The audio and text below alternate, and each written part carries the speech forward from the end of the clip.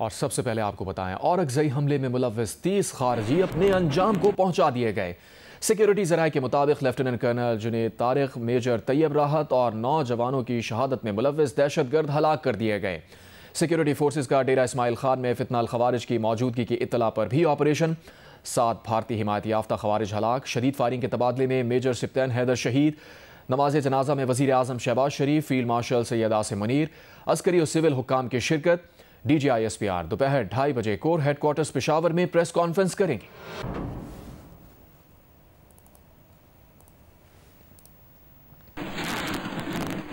बनू में दहशतगर्दों से महकमा इंसदाद दहशतगर्दी के मुकाबले में 2 दहशतगर्द हलाक हो गए। CTD के मुताबिक हलाक दहशतगर्दों में 4 पुलिस एहलकारों के कत्ल में मुलव्विस मास्टरमाइंड भी शामिल था। दहशतगर्द खालिद ने 2023 में CTD और पुलिस एहलकारों पर मुतअद्दिद हमले किए। इस पर मजीद क्या डिटेल हैं जानेंगे। रसूल दावड़ ने ज्वाइन किया है। जी रसूल दावड़। जी बिल्कुल, ये CTD की जानिब से जारी बयान में कहा गया है कि बनू में कार्रवाई के दौरान पुलिस की शहादतों में मुलव्विस जो मास्टरमाइंड था उस समय 2 दहशतगर्द उसमें कहा गया है कि मारे गए हैं। और ये जिली पुलिस ने खुफिया इतला पर ताना डोमेल के इलाके में ऑपरेशन किया गया है। और CTD के मुताबिक मरने वाले जो दहशतगर्द है उसमें राशिदीन उर्फ मलंगियार और इसके अलावा खालिद उस्मान उर्फ उस्मान शामिल है। और इसमें यह भी कहा गया है बयान में कि इसने 4 पुलिस एहलकारों को शहीद किया था। 2023 में CTD और पुलिस एहलकारों पर मुतअद्दिद हमलों में मुलव्विस थे। और ये जो शिद्दत पसंद है ये CTD टीम पर फायरिंग की जवाबी कार्रवाई के दौरान इसमें 2 शिद्दत पसंद थे वो मारे गए हैं। CTD की जानिब से कहा गया है कि सर्च ऑपरेशन और क्लियरेंस जो ऑपरेशन था उसको मुकम्मल किया गया है। और जो हलाक दहशतगर्द है इसके कब्जे से 2 क्लशनकोफ मैगजीन हैंड ग्रेनेड भी बरामद कर लिया गया है। और इसके अलावा कहते हैं कि कलदम तंजीब के कार्ड, मोबाइल फोन भी बरामद हुए हैं। और चंद साथी इनके अंधेरे का फायदा उठाकर फरार होने में कामयाब हो चुके हैं। जी बहुत शुक्रिया रसूल दावड़, आपने अपडेट किया।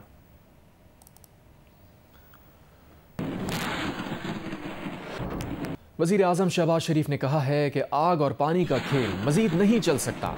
अगर दहशतगर्दी का सर ना कुचला तो सारी मेहनत रायगां चली जाएगी। काबीना इजलास से खिताब करते हुए वज़ीर आज़म ने कहा कि दहशतगर्दी के खात्मे के लिए फैसला कुन इक़दामात ना किए तो कौम माफ़ नहीं करेगी। खवारिज के सहूलतकार भी उनके जराइम में बराबर के शरीक हैं। कराची से पेशावर तक कौम पूछ रही है कि मुल्क के साथ क्या हो रहा है। सिपा सलार के हौसले और सोच पुख्ता और अज़म जवां है। अवाम यकसू हैं कि इन खवारिज का मुकम्मल और हमेशा के लिए खात्मा कर दिया जाए। अब वक्त आ गया कि हम इसका मज़ीद इंतज़ार नहीं कर सकते। कराची से लेकर पेशावर तक पूरी कौम जो है वो एक इंतहाई कि क्या हो रहा है पाकिस्तान के साथ, ये आग और पानी का खेल ये अब नहीं चल सकता बिल्कुल। तो मैं समझता हूँ कि वक्त आ गया है कि हमें इसके ऊपर ठोस फैसले करने हैं। और वो सहूलतकार जो उनको सहूलत देते हैं, उनको ठिकाने देते हैं रहने के लिए, वो इस जुर्म में बराबर की शरीक है कि किस तरह वो इन खवारिज की हमायत करते हैं। और जो हमारे शहदा दिन रात अपने खून के साथ पाकिस्तान की मिट्टी की आबियारी कर रहे हैं। वक्त आ गया है कि इसके ऊपर फैसला कुन अगर हम इक़दाम नहीं उठाएंगे तो कौम और अल्लाह ताला हमें माफ़ नहीं करेगा। मेरी सिपा सलार से मीटिंग हुई हैं। सिपा सलार का हौसला, उनकी सोच इंतहाई पुख्ता और अज़म इंतहाई जवान है। मैं समझता हूँ कि 24 करोड़ अवाम इस वक्त पूरी तरह यकसू हैं कि इन खवारिज का मुकम्मल हमेशा के लिए ख़ात्मा किया जाए।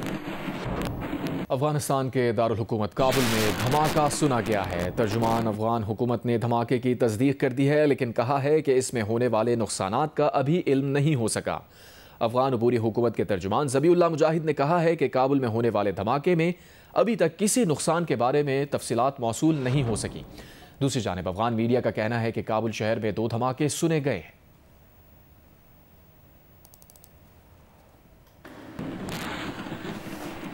आगे बढ़ते हैं। इसराइली हुकूमत ने गजा में जंगबंदी और यरगमालियों के तबादले के मुआहदे की मंजूरी दे दी। अमरीकी हुकाम के मुताबिक गजा में मुश्तरका टास्क फोर्स के तहत 200 एहलकार तैनात किए जाएंगे। गजा की मुश्तरका फोर्स में मिस्र और कतर के फौजी शामिल होंगे। गजा में कोई अमरीकी फौजी नहीं जाएगा। फ़लस्तीनी सदर महमूद अब्बास का इसराइली टीवी को इंटरव्यू। कहा, जंगबंदी के बाद अमन, सलामती और इस्तेहकाम बरकरार रहने की उम्मीद है। आज का दिन तारीखी है। गजा मगरबी किनारे में खुरेजी खत्म। अमरीकी सदर डोनाल्ड ट्रंप की ओवल ऑफिस में सहाफ़ियों से गुफ्तगू। कहा, गजा से किसी को ज़बरदस्ती नहीं निकाला जाएगा। गजा अमन मंसूबा सबकी हिमायत से तय पाया है। डोनाल्ड ट्रंप ने कहा कि वो इस हफ्ते के आखिर में मशरिक़ वस्ता रवाना होंगे। यरगमालियों की रिहाई पीर या मंगल तक मुतवक्के है। डोनाल्ड ट्रंप का कहना था कि गजा में बैनुल अक़वामी फोर्सेस की तैनाती पर बातचीत जारी है।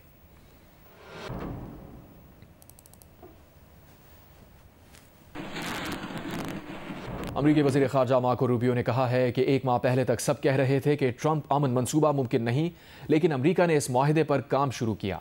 सदर ट्रंप ने पाकिस्तान समेत मुस्लिम और अरब ममालिक के रहनुमाओं से तारीखी मुलाकातें की।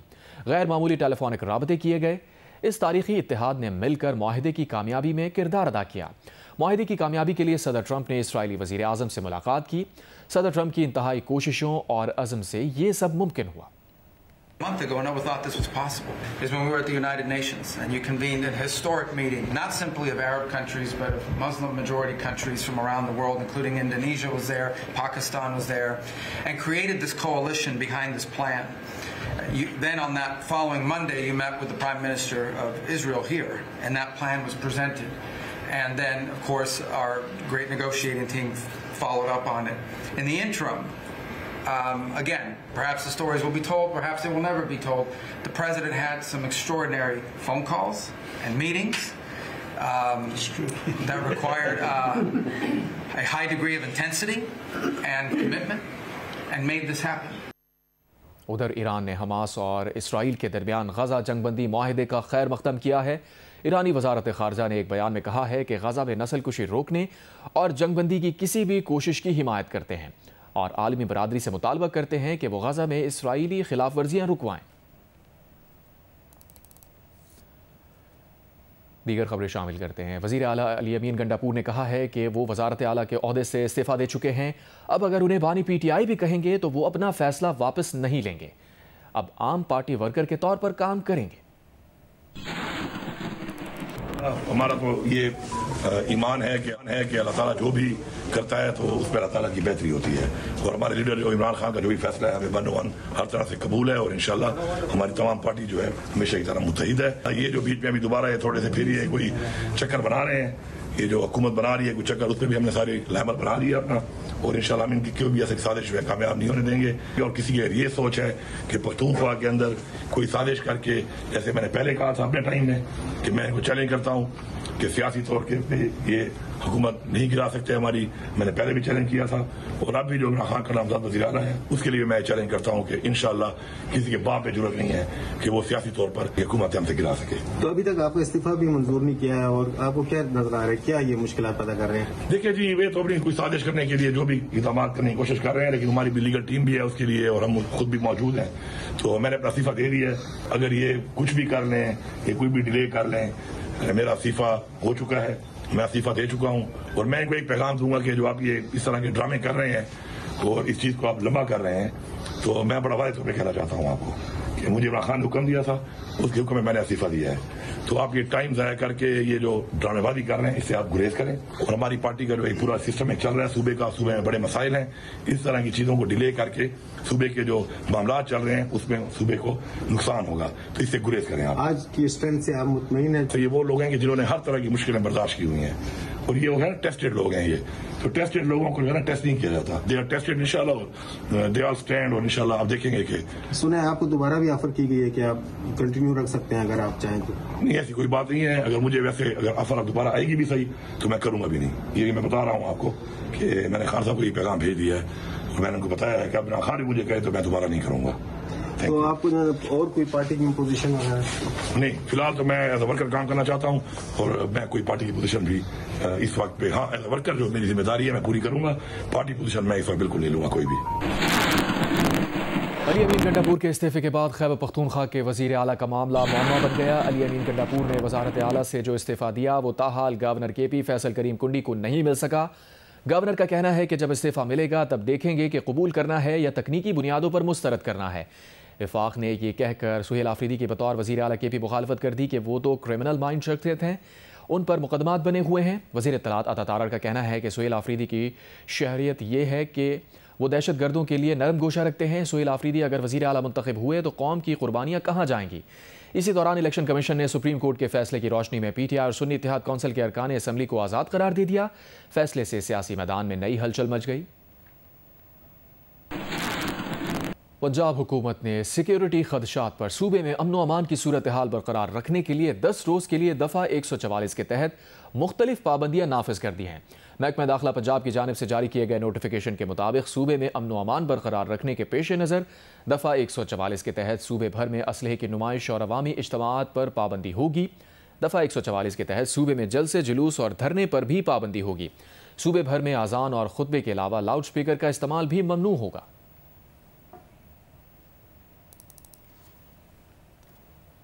बदीन में चावल की फसल की कटाई शुरू हो चुकी है, जबकि चावल की कीमत में अचानक कमी आ जाने के बायस किसानों को मायूस कर दिया है। मजीद बता रहे हैं नुमाइंदा जियो न्यूज़ एजाज सईद। जिला बदीन में चावल की फसल पककर तैयार हो गई है और उसकी कटाई के मरहले का भी आगाज हो गया है।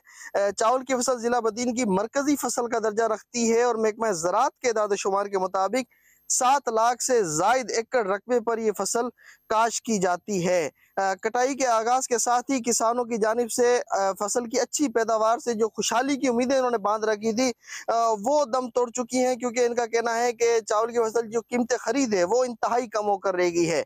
अब से 1 माह कबल चावल का जो फी मन 3200 से 3300 रुपये फी मन तक फरोख्त हो रहा था, वो कम होकर 2400 रुपये फी मन तक रह गया है, जिससे इनके फसल पर आने वाले अखराजात भी पूरे नहीं हो पा रहे। सरगोदा में सैलाब से मुतासरा इलाकों में जहां बहाली का काम जारी है, वहीं मवेशियों को मुख्तलिफ बीमारियों से बचाने के लिए भी हिफाजती टीके लगाए जा रहे हैं। अब तक 64,234 जानवरों का इलाज किया जा चुका है। मलिक मोहम्मद असगर की रिपोर्ट। Divisional director live stock doctor Arif Sultan ने बताया कि सैलाब से मुतासरा 41 देहातों में इंतजामिया के तावन से 11,275 जानवर महफूज मकामात पर मुंतकिल किए गए। 90 motorcycle squad, veterinary assistant, 16 veterinary doctors ने 1,64,000 से ज्यादा जानवरों को गलघोटू, मुंह खुर, ब्लैक वाटर और दीगर बीमारियों से बचाव के लिए हिफाजती टीके लगाए। डायरेक्टर लाइव स्टॉक के मुताबिक बरवक्त वैक्सीनेशन के बायस इलाके में किसी भी वबाई सूरत हाल का सामना नहीं करना पड़ा। चारे की कमी को पूरा करने के लिए 98,780 किलोग्राम चारा, 4,300 किलोग्राम साइली और 2,510 किलोग्राम के फीड बैग इलाका में तकसीम किए गए। साडी मां बीमार आई ढेर सारी, असि सारे उत्ते बैठे रोंदे आपसे, अल्लाह इनाम तो डॉक्टर ले आया। महकमा लाइव स्टॉक का कहना है कि सैलाब से मुतासरा इलाकों में हमारी टीमें अब भी मौजूद हैं और सर्वे कर रही हैं। कैमरामैन जहीर खान के साथ मलिक मोहम्मद असगर, जियो न्यूज, सरगोदा। M5 मोटरवे पर 27 रोज बाद कुछ हिस्सों पर ट्रैफिक बहाल कर दिया गया। मोटरवे पुलिस के मुताबिक Jalalpur Pirwala 78 kilometre motorway section खोल दिया गया है। ट्रैफिक जलालपुर पीरवाला से लोधरा और बहावलपुर से होता हुआ उच्च शरीफ पर इंटरचेंज पहुंचेगा। इस पर मजीद क्या डिटेल्स हैं, ये जानेंगे हमारे नुमाइंदे इमरान चौधरी ने ज्वाइन किया है। बताइएगा इमरान, क्या डिटेल्स हैं? जी बिल्कुल जी, M5 मोटरवे जो मुल्तान सखर मोटरवे थी, ये सैलाब के बाइस जो था वो 27 रोज से बंद थी। इस मोटरवे का 23 किलोमीटर का हिस्सा जलालपुर पीरवाला से उस शरीफ के दरमियान कुछ 13 जगह से सैलाब के बाइस डैमेज हो गया था, जिसकी वजह से इस मोटरवे को बंद कर दिया गया था। अब जब सैलाब की सूरत हाल कुछ बेहतर हुई है, दरिया सतलुज और दरिया चिनाब का पानी उतर गया है, तो उसके बाद मोटरवे हुकाम, NHA हुकाम और ज़िला इंतजामिया का इजलास हुआ और उस इजलास में ये फैसला किया गया कि मुल्तान से जलालपुर पीरवाला 78 किलोमीटर का ट्रैक जो है वो ट्रैफिक के लिए खोल दिया गया है। अब सिर्फ जलालपुर पीरवाला से उस शरीफ तक 37 किलोमीटर का ट्रैक जो है वो ट्रैफिक के लिए बंद रखा गया है।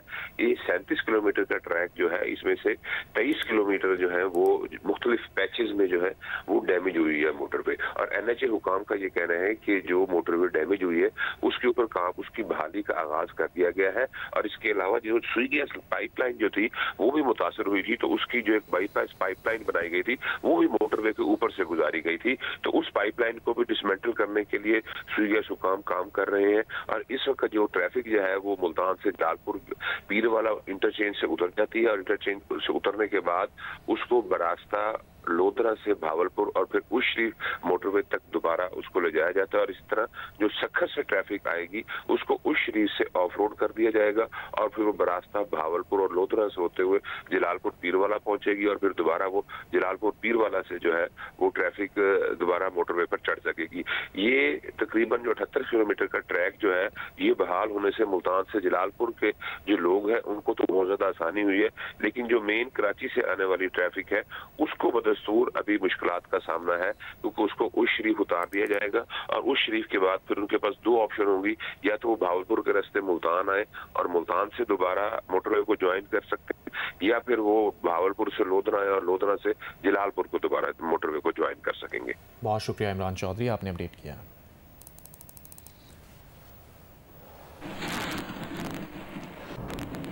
थरपारकर के शहर इस्लाम कोट में हालिया बारिशों के बाद डेंगू वायरस में रोज़ बरोज़ इजाफा होता जा रहा है। सितंबर से अब तक डेंगू के 321 केसेस रिपोर्ट हो चुके हैं। निजी अस्पतालों में ज़ेरे इलाज मरीजों की तादाद इसके अलावा है। रूरल हेल्थ सेंटर में सहूलियात के फुकदान के बायस बेशतर मरीज घरों में ही आइसोलेट होने पर मजबूर हैं। अब्दुल गनी वजीर की रिपोर्ट। जिला थरपारकर के शहर इस्लाम कोट में डेंगू वायरस के मरीजों की तादाद में तेजी से इजाफा हो रहा है। सरकारी और निजी अस्पताल मरीजों से भर गए। मुतासरा मरीजों के लवाहिकीन का कहना है कि डेंगू से बचाव के मौसर इकदाम न होने के बायस वायरस शिद्दत इख्तियार कर गया है, जबकि इलाज की नाकाफी सहूलियात के बायस उन्हें शदीद परेशानी का सामना है। वार्ड नंबर 3 मेघोड़ मोला, इसका मैं रहवासी हूँ। 20 से ज़्यादा पेशेंट डेंगू के थे, 6, 7, 8 पेशेंट को रेफर किया हैदराबाद। रूरल हेल्थ सेंटर इंसामे के मुताबिक गुज़श्ता 1.5 माह के दौरान मजमूई तौर पर 310 मुस्बत केसेस रिपोर्ट हो चुके हैं, जबकि निजी क्लिनिक्स में आने वाले मरीजों की तादाद अलग है। सिचुएशन इस्लाम कोट की बहुत ही नाजुक है, क्योंकि स्प्रेडिंग जो केस है वो और ज़्यादा बढ़ रहे हैं, क्योंकि डेली के केसेस 14 से 15 पॉजिटिव आ रहे हैं। अभी जो तादाद है हमारे पास सिर्फ RSC इस्लाम कोट का डायग्नोस्टिक है वो 310 पे पहुंच गया है पॉजिटिव केसेस। उसके अलावा प्राइवेट लैब्स का डिफरेंट है। शहरियों का कहना है कि रूरल हेल्थ सेंटर इस्लाम कोट में आइसोलेशन वार्ड्स में इजाफे समेत शहर भर में मच्छर मार स्प्रे करवाया जाए ताकि मजीद डेंगू के फैलाव को रोका जा सके। कैमरामैन सजावल वजीर के साथ अब्दुल गनी वजीर, जियो न्यूज़, इस्लाम कोट, थरपारकर। जनूबी वज़ीरिस्तान लोअर में 6 लाख नफूस पर मुश्तमिल आबादी की सबसे अहम तिजारती शाहराह वाना गोमलजाम रोड बारिशों, लैंडस्लाइडिंग और सैलाब से बुरी तरह मुतासर हो चुकी है। जाबजा गढ़े नाकारा पुल ने सफ़र को कठिन इम्तिहान बना दिया है। मकामी वज़ीर क़बाइल ने आला हुक्काम से रोड असर-ए-नौ तामीर करने का मुतालबा किया है। रिपोर्ट करेंगे नुमाइंदा जियो न्यूज़ आदम खान वज़ीर। जनूबी वजीरिस्तान लोअर में वाना गुमलजाम रोड जो कभी तिजारत, रोजगार और आमदोरफ्त की एक बड़ी शाहराह थी, बारिशों, सैलाब और लैंडस्लाइडिंग के बाद अब पोसीदा ढांचे और खस्ताहाली का मंजर पेश कर रही है। अफगानिस्तान और वस्ती एशिया ममालिक के साथ तिजारती रवाबित की जामिन इस शाहराह के पुल्स और कलवर्स तबाह हो चुके हैं। मुसाफिरों का कहना है कि 3 घंटों का सफर 6 घंटों में तय होता है। वाना गुमलजाम रोड काफी खराब हो चुका है, आए रोज इस पर एक्सीडेंट होते जाते हैं। सवारियों के मुताबिक घंटों की मुसाफत में दुगना वक्त लगता है। बीमारों और बुजुर्गों के लिए ये सफर किसी अजियत से कम नहीं। मकामी ड्राइवर का कहना है कि रास्ते की खस्ताहाली ने कारोबार को शदीद मुतासिर कर दिया है। गाड़ियां खराब हो रही है और अखराजात बढ़ गए हैं। रोड का जो मसला है उसको हमने सूबाई लेवल पे हम उसको टेकअप कर रहे हैं और इंशाल्लाह जल्द इसकी इस पे काम शुरू करने के लिए हमारी जो कोशिश है वो रंग लाएगी। मकामी वजीर कबाइल ने वफाकी हुकूमत से मुतालबा किया है कि शहरियों की मुश्किलात को मद्देनजर रखकर वाना गुमलजाम रोड को NHA के हवाले करके असर-ए-नौ तामीर की जाए ताकि मुसाफिरों की मुश्किलात कम हो सके। आदम खान वजीर, जियो न्यूज़, जनूबी वजीरिस्तान लोअर। जियो स्पोर्ट्स में आपको बताया ICC विमेंस वर्ल्ड कप में जनूबी अफ्रीका ने भारत को 3 विकेट से हरा दिया। होम टीम 251 रन बनाकर आउट हुई। जनूबी अफ्रीका ने 252 रन का हदफ 7 गेंदें पहले हासिल कर लिया। नेडाइन डे क्लर्क ने 54 गेंदों पर 84 रन की नाकाबिले शिकस्त इनिंग्स खेलकर टीम को फतह दिलाई। विशाखापट्टनम में भारतीय टीम ने शुरुआत तो अच्छी की। ओपनर्स ने 55 रन की बुनियाद रखी, लेकिन फिर जनूबी अफ्रीका की बॉलर्स छा गईं, एक एक करके विकेटें गिराईं। 102 रन पर भारत की 6 बैटर्स पवेलियन पहुंच गईं। इस मुश्किल में ऋचा घोष ने अच्छी बैटिंग की, 77 गेंदों पर 94 रन बनाए। सहने राणा ने 33 रन स्कोर किए। भारतीय टीम एक गेंद पहले 251 रन बनाकर आउट हो गयी। हदफ के ताक़ुब में जनूबी अफ्रीका की 2 विकेटें 18 रन पर गिर गयी, लेकिन कप्तान लॉरा डट गयी। तीसरी विकेट 57 रन पर गिरी और 81 के स्कोर पर आधी टीम पवेलियन पहुंच गई। कप्तान भी 70 रन बनाकर लौट गयी। ऐसे में क्लोड ट्रॉइन और नेडाइन डी क्लर्क ने शराकत लगाई। क्लोड ट्रॉइन 49 रन बनाकर आउट हुई, लेकिन क्लर्क ने खूबसूरत अंदाज में मैच फिनिश किया। जनूबी अफ्रीका को 3 विकेट से फतह दिला दी। नेडाइन डी क्लर्क 54 गेंदों पर 84 रन बनाकर नॉट आउट रही। इवेंट में आज न्यूजीलैंड और बांग्लादेश की टीमें गुवाहाटी में मद्दे मुकाबिल होंगी। पाकिस्तान और जनूबी अफ्रीका की क्रिकेट टीम्स ने कदाफी स्टेडियम में भरपूर प्रैक्टिस की। चेयरमैन पीसीबी मोहसिन नकवी ने भी प्रैक्टिस सेशन देखा। चेयरमैन ने कौमी खिलाड़ियों और मेहमान टीम के मैनेजर और हेड कोच से भी मुलाकात की। पाकिस्तान और जनूबी अफ्रीका के दरमियान 2 टेस्ट पर मुश्तमिल सीरीज का पहला मैच इतवार को लाहौर में होगा।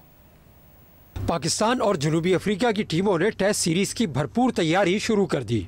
गुज़श्ता रोज पाकिस्तान पहुंचने वाली अफ्रीकी टीम ने कज़ाफी स्टेडियम में पहला ट्रेनिंग सेशन किया। पाकिस्तान के टेस्ट स्क्वाड ने भी इस दौरान प्रैक्टिस की। दोनों टीमों ने फील्डिंग ड्रिल्स की, नेट्स पर बॉलिंग और बैटिंग की प्रैक्टिस की। खिलाड़ियों ने खास तौर पर स्पिन बॉलिंग खेलने पर तवज्जो मरकूज रखी। खिलाड़ी और मैनेजमेंट ने टेस्ट के लिए तैयार की गई पिच का भी मुआयना किया। पीसीबी के चेयरमैन मोहसिन नकवी ने भी पाकिस्तान और जनूबी अफ्रीका की टीमों का प्रैक्टिस सेशन देखा। उन्होंने पाकिस्तानी खिलाड़ियों के अलावा मेहमान टीम के मैनेजर और हेड कोच से मुलाकात भी की।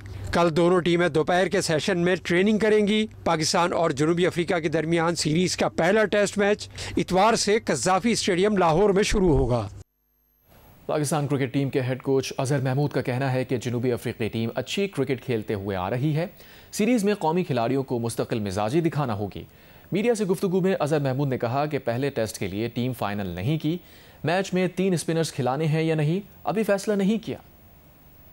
टेस्ट चैंपियनशिप का पहला टेस्ट मैच है। पिछले साल जो है कि इस दफ़ा फर्स्ट टाइम ऐसा हुआ है कि हमारे जो प्लेयर हैं वो कुछ ना कुछ क्रिकेट खेलते हुए आ रहे हैं। जो हमारे प्लेयर्स हैं वो फर्स्ट क्लास क्रिकेट खेले। इससे पहले हनीफ मोहम्मद ट्रॉफी खेले, कुछ काउंटी क्रिकेट खेल रहे थे, कोई एशिया कप में थे। तो ये पहली दफ़ा ऐसा हुआ है कि हम क्रिकेट खेलते हुए किसी भी टेस्ट चैंपियनशिप के मैचेस के लिए जाएंगे। हमारे जो 6 टेस्ट मैच है, अगर हम घर में जीतते हैं, उसके बाद हमने बांग्लादेश जाना है, वहाँ पर टेस्ट सीरीज़ है, उसके बाद अपने वेस्ट इंडीज़ की सीरीज़ है। तो हमारे पास चांस है। मैच वाले दिन जाके देखेंगे कि हम 3-1 से जाते हैं या 2-2 से जाते हैं। वो तो मैच वाले दिन देखेंगे कि पिच कितना ड्राई होता है, क्या होता है, तो वो हम डिसाइड करेंगे। अभी तो हमने इसको डिसाइड नहीं किया। साउथ अफ्रीका जो है ना, डेफिनेटली वो अच्छी क्रिकेट खेलते हुए आ रहे हैं। वनडे क्रिकेट भी बहुत अच्छा खेले हैं, टेस्ट चैंपियन भी जीते हैं। It's not about them, it's about us कि हम किस तरह चीज़ों को मैनेज करते हैं। हम कंसिस्टेंट जो है ना, जो है सेशन किस तरह जीतते हैं, हमने उस चीज़ पर फोकस किया है। इस तरह का स्पिन तो नहीं होगा जैसे आप कह रहे हैं कि इंग्लैंड के खिलाफ हुआ था या वेस्ट इंडीज़ के खिलाफ। तो पिच पे स्पिन होगा, लेकिन ग्रेजुअली होगा। शकरगढ़ में सैलोवाली में पीर बाबा इस्माइल गिलानी के मेले के मौके पर पाक आर्मी और पंजाब पुलिस की टीम्स के दरमियान थप्पड़ कबड्डी का दिलचस्प मुकाबला हुआ। पाक आर्मी की कबड्डी टीम ने कांटेदार मुकाबले के बाद मैच जीत लिया। शकरगढ़ के इलाके सैलोवाली के मेले में पाक आर्मी और पंजाब पुलिस के माबैन खेले गए मैच में खिलाड़ियों ने मुखालिफिन पर खूब थप्पड़ बरसाए और कलाबाजियां लगवाकर उनके 14 तबक रोशन किए। पहलवानों ने उछल उछल कर मद्दे मुकाबिल पर थप्पड़ों की बौछार की और धूल चटाई। कांटेदार मुकाबले के बाद पाक आर्मी की कबड्डी टीम फातेह करार पाई और 3 लाख रुपए की इनामी रकम और ट्रॉफी जीत ली। पंजाब पुलिस की टीम को 2 लाख रुपए इनाम दिया गया। शायकीन की बड़ी तादाद कबड्डी मैच से महजूज हुई।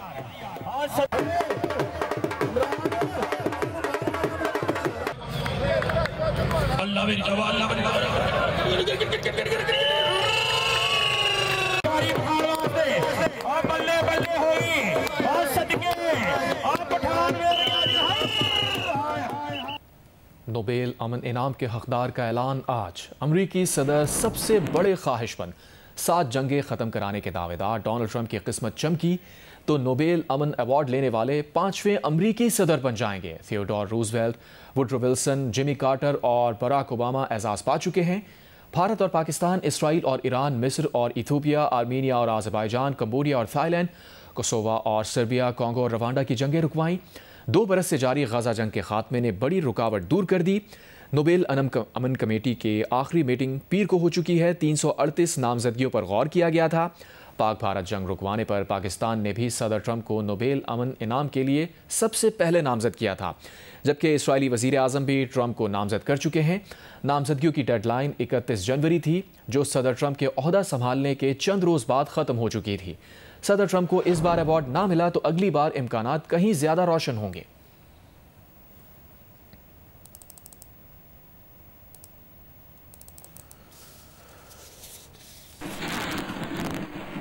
जनूबी फिलिपाइन में 7.4 शिद्दत का ज़लज़ला आया है। सुनामी की वार्निंग जारी कर दी गई है।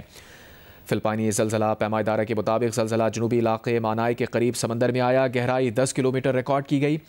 फिलिपाइनी हुक्काम का साहिली इलाकों के मकीनों को बुलंद मकामात पर मुंतकिल होने का हुक्म।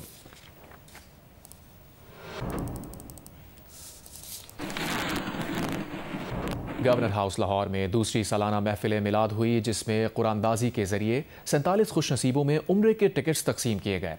गवर्नर सरदार सलीम हैदर का कहना था कि लोगों का इस कदर हुजूम इस बात का सबूत है कि गवर्नर हाउस अवामी घर बन चुका है।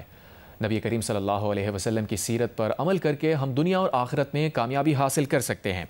गवर्नर हाउस लाहौर में होने वाली महफिल मिलाद में deputy speaker Punjab assembly Zaheer Iqbal Chunnar समेत मर्द व ख़वातीन की कसीर तादाद ने शिरकत की। नात ख़ां हज़रात ने सरवर कौनैन सल्लल्लाहु अलैहि वसल्लम के हुजूर गुलहा अक़ीदत पेश किए तो आशिक़ान रसूल झूम झूम उठे। इस मौके पर गज़ा और फ़लस्तीन के अवाम के साथ भरपूर यकजहती का इजहार किया गया। गवर्नर पंजाब का कहना था कि पाकिस्तान और सऊदी अरब के दिफाई माहिदे ने एक तारीख़ रकम की। हरमैन शरीफैन की हिफाजत किसी सादत से कम नहीं है। आखिर में मुल्क की तरक्की, खुशहाली और इस्तेहकाम के अलावा पाक फ़ौज के शोहदा की बुलंदी दर्जात के लिए दुआ भी की गई।